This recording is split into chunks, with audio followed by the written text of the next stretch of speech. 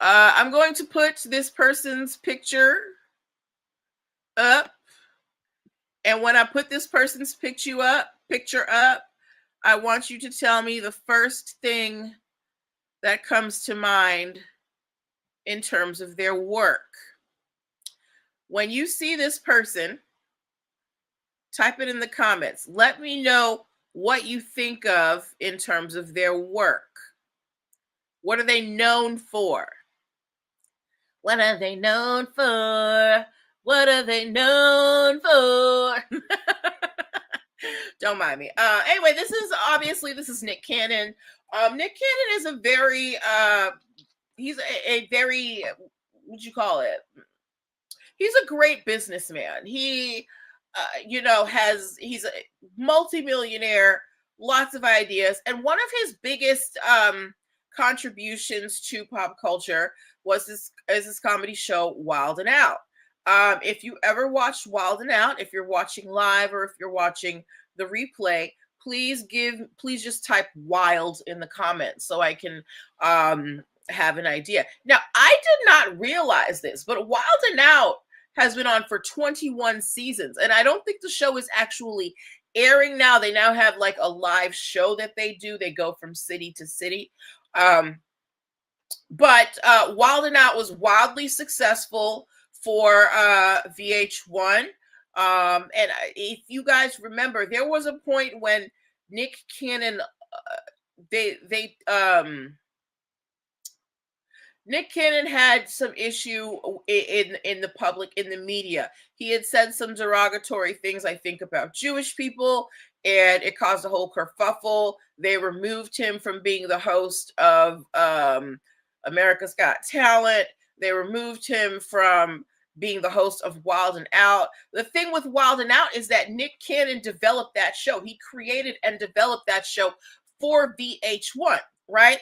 And everybody was saying, oh, how it was wrong for VH1 to fire him from his own show. But that was his contract with VH1.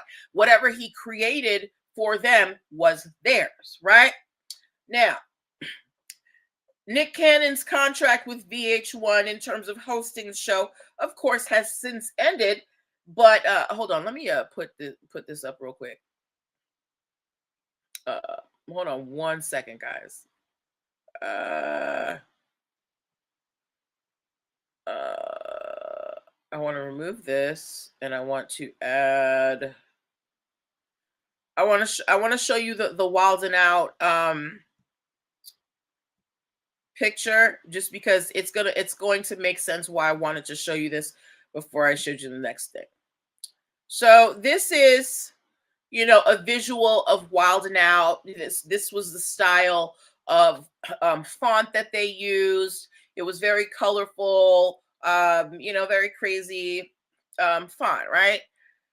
Now, again, like I said, Nick Cannon has since finished his stint with VH1. He is no longer hosting the show on television, but that doesn't mean that Nick Cannon is ready to stop letting the money roll in. Do we have anybody here who watches Zeus Network? If you watch anything on Zeus Network, let me know in the comments. I do not. I have heard things. I have seen clips online, but I'm not spending 1 red cent on Zeus Network. I'm sorry. But to anybody getting money from there, I'm happy you're getting money. Now, Nick Cannon, as someone who enjoys money, he was given a contract by Zeus Network to develop a show for them, and he did. He called this show, and the show is called Bad versus Wild. Now, if you're looking at the visual, you can see that there seems to be a similarity between Nick Cannon's there seems to be similarities between the Wild and Out font and the what do you call that? The Bad versus Wild font, right?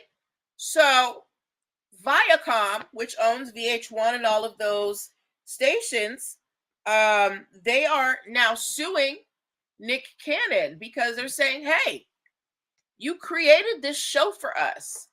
And now you've basically taken the show and brought it to another network. That's not what we agreed to, right? So there's probably going to be a battle over this, but I want to know from you guys as a savvy audience, right? Nick Cannon created the Wild and Out style of show, whatever it is. I'm not going to say that it's unlike any other show because I'm sure it was inspired by other things. But Wild and Out is wildly successful. So, of course, VH1, Viacom, they want to protect that intellectual property, right? That trademark, that brand.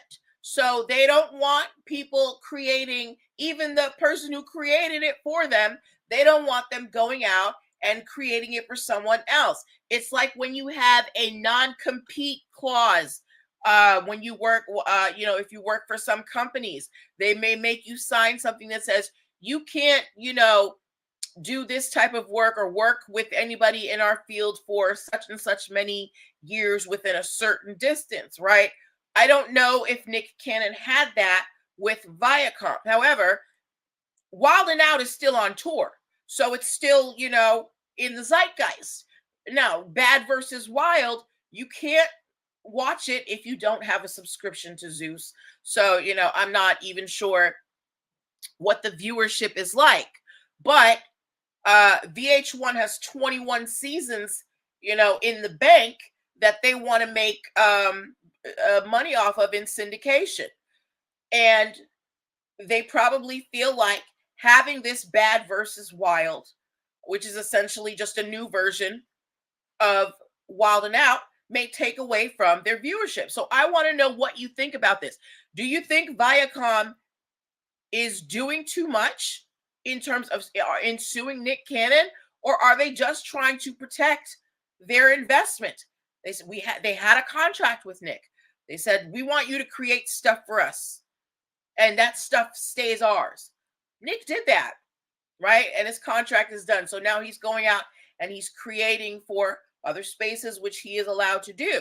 But is his show Bad versus Wild too close to Wild and Out?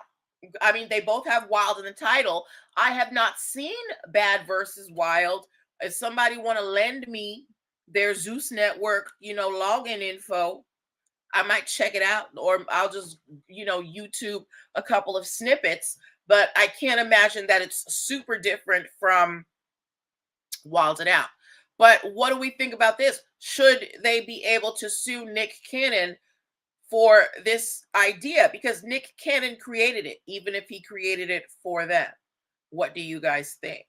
Now, we're not talking what's legally right. We're talking what's, what's just, what's moral. The two aren't always the same. Okay.